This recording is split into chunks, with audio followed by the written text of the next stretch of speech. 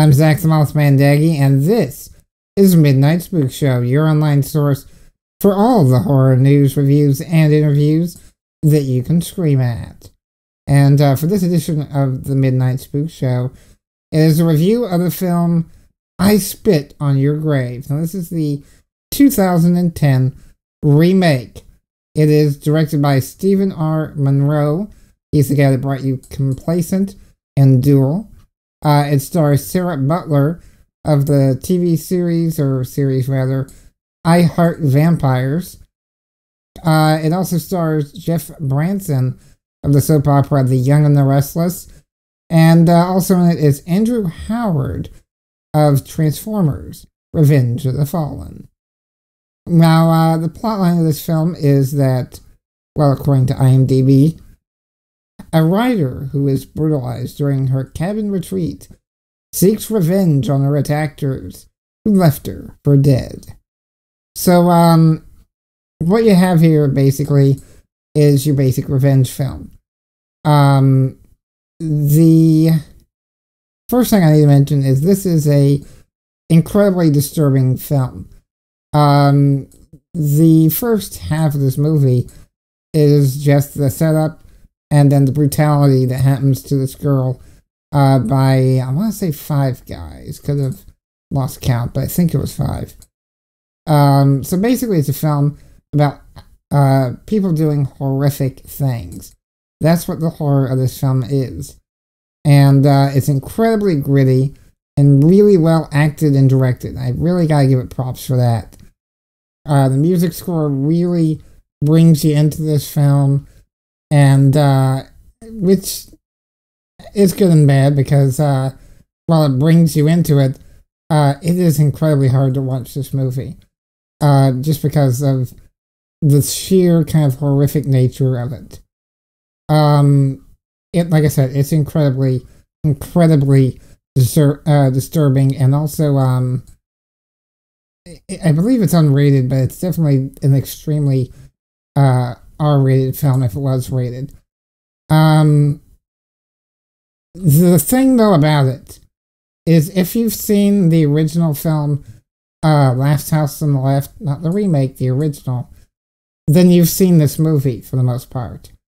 I mean, all you gotta do is replace the killer, the revenge killings, not on the Paris, but instead the actual victim, and you have the same movie, more or less. It's got disturbing kills, very almost Saw-esque in nature. But the main drawback to this film, despite the incredible acting, incredible directing, incredible music, is it lacks suspense. There really is no suspenseful moment leading up to the acts against her. It just kind of happens. It's really hard to watch and it's drawn out. And like I said, not suspenseful. You know she's going to live because that's what the plot is. And the revenge killings, the revenge acts, because you really don't give a damn about the people that attack this girl, it's not suspenseful. You know, you're kind of rooting for the girl, and you know, there's not even any chases. There's no. I mean, I understand it's not supposed to be that movie, but it's really just a series of acts of violence with no drama or suspense, really. Saw has more suspense. Admittedly, completely different type of movie. In regard to, you know, more mainstream, this one is not mainstream at all. So really what I gotta say about it is, it's a good movie, not worth watching. It's, like I said, I mean, I get the points that was driving home, but I don't really consider that entertainment. And that's what I kind of look for in a movie is entertainment. And don't get me wrong, there's different art forms to filmmaking that, you know, you can get away with this type of film. And I suppose it succeeds in that regard. It's just, I don't feel like watching this type of movie. It's uncomfortable to watch, which is supposed to be. And like I said, it lacks the actual excitement needed for, in my opinion, this type of film. So, again, great movie, not worth watching, especially if you've seen the original Last House on the Left. If you've seen that, which I think is a better movie than this, then you've seen this movie. There's very little in regard to the structure of the film that's different.